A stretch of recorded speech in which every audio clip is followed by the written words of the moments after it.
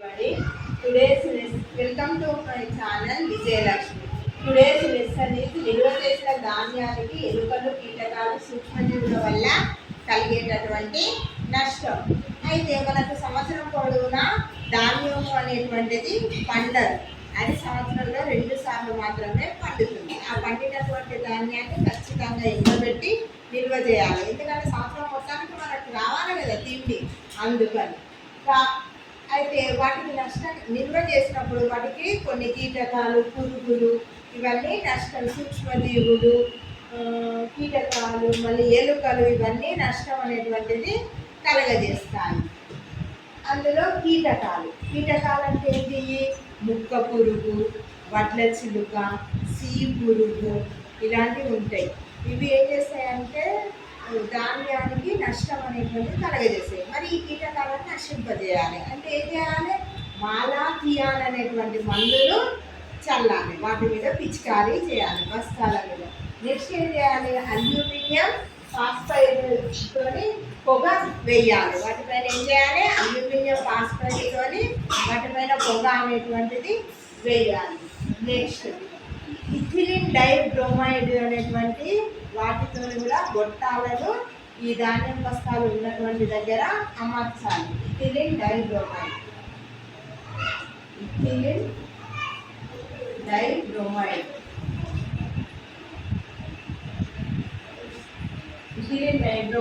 లో గొట్టాల ద్వారా ఈ ధాన్యాలు నిల్వ ఉండేటటువంటి చోట ఈ గొట్టాలను అమర్చాలి. అప్పుడు కీటకాలు అనేటువంటివి సరిపోతుంది. నెక్స్ట్ ఏంటంటే ఎలుకల వల్ల నష్టం ఉంటుంది.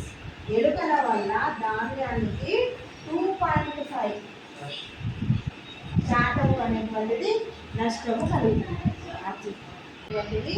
మైక్రో టాక్సిన్లను విడుదల చేసి ధాన్యానికి నష్టము అనేటువంటివి కలగజేస్తాయి, విషపూరితం అనేటువంటివి చేస్తాయి.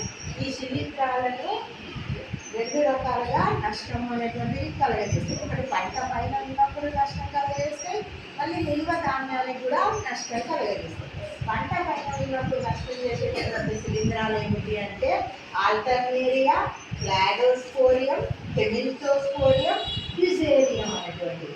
ఈ 4 శిలీంధ్రాలు అనేటువంటివి పంట లోపల ఉన్నప్పుడే ఈ ధాన్యాలకు నష్టం కలగజేస్తాయి. ఆల్టర్నేరియా, క్లాడోస్పోరియం, హెమిల్టోస్పోరియం, ఫ్యుజేరియం అనేటువంటివి పంట పైన ఉన్నప్పుడే ఈ శిలీంధ్రాలు అనేటువంటివి ధాన్యానికి నష్టం కలగజేస్తాయి.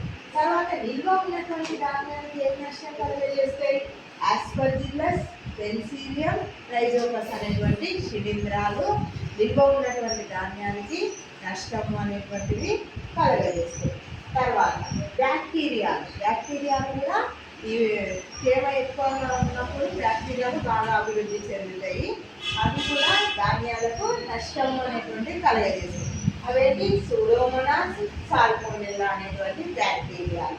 తర్వాత ఈస్టులు కూడా ధాన్యాలకు నష్టం అనేటువంటివి కలగజేస్తాయి. అవేంటి? మోనిలియా, క్యాండిడా, ఫ్యూజిడియం అనేటువంటివి. అందుకే భారత ప్రభుత్వము దేశమంతటా ఈ ధాన్యాల యొక్క రక్షణకు ఏం చేసింది? సేవ్ గ్రెయిన్ క్యాంపెయినింగ్ అనేటువంటి దాన్ని ప్రవేశపెట్టింది. అదేవిధంగా విత్తన రక్షణ కేంద్రాలను ఏర్పాటు చేసింది. మన రాష్ట్రంలో హైదరాబాద్లోని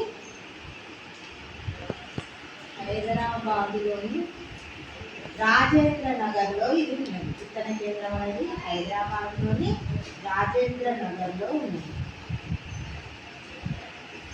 అయితే మరి ఈ చీడపీడలు, ఈ కీటకాలు, ఈ సూక్ష్మజీవులు నష్టం కలగకుండా ఉండాలంటే ఏం చేయాలి? ఈ ధాన్యాలను వరి అయితే 12% తేమ ఎక్కువ ఉండదు, 12% కంటే ఎక్కువ తేమ ఉండకుండా చూడాలి. గోధుమలు అయితే 12% కన్నా ఎక్కువ తేమ ఉండకుండా చూడాలి. వాటిని మంచి గార్డెన్లలో నిల్వ ఉంచాలి. Thank you for watching my lesson. నా వీడియో నచ్చినట్లయితే లైక్ చేయండి, షేర్ చేయండి, సబ్స్క్రైబ్ చేసుకోండి నా ఛానల్ని.